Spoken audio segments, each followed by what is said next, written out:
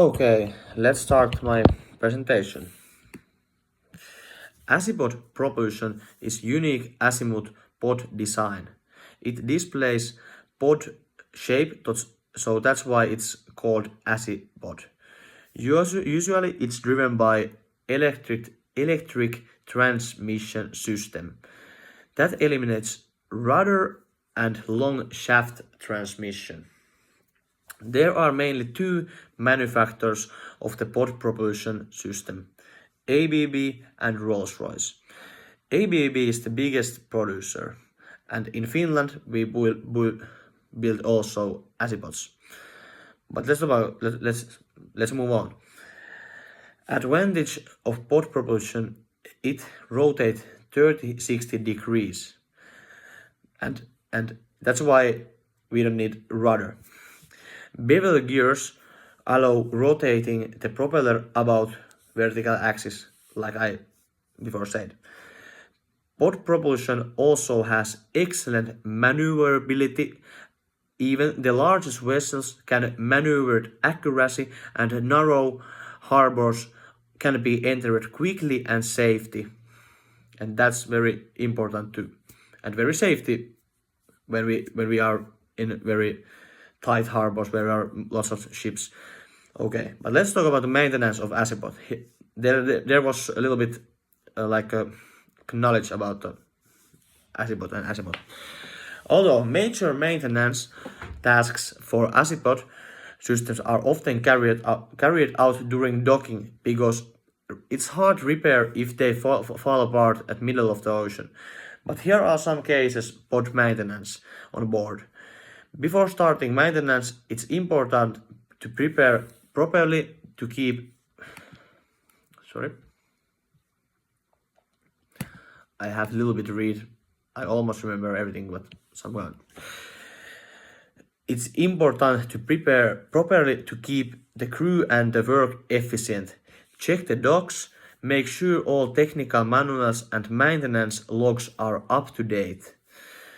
Safety first is number one priority. By reviewing safety protocols and ensuring everyone wears the right personal protective equipment.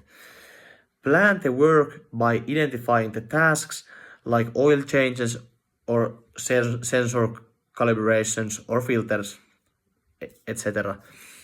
Prepare tools by gathering all necessary equipment from multimeters to lifting gears and basic tools what you're gonna need to soundings and like that. Lastly, ensure clear communication to make sure everyone is on the same page about the tasks and safety measures. Daily inspections belongs oil level soundings, temperature monitoring in bearings and the motor inside pod.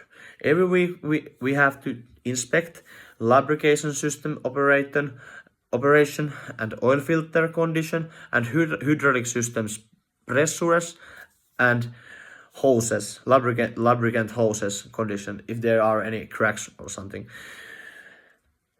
Also maintenance and replacement of electrical components. The electrician tasks is sensor and system software updates.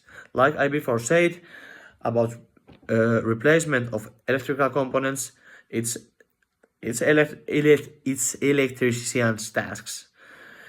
But in summary, Azipods are reliable, but major maintenance, if needed, it's carried out dry dock, such as bearing overhauls and internal motor replacements, and also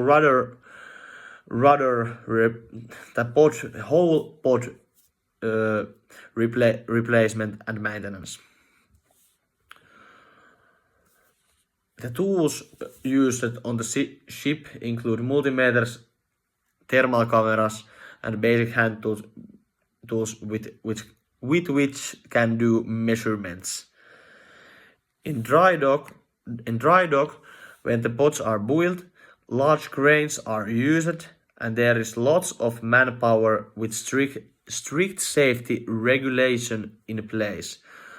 All maintenance activities should be logged in the ship's logbook for reference and regulatory compliance.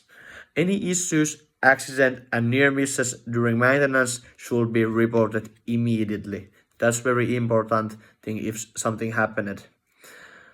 And I forgot said about that many times you have to climb inside the pod and it's really scary. I have been in Asipod system that sorry, it was Aquamaster pod and I went to pod and there is a very scary because it's underwater and it's turning like that.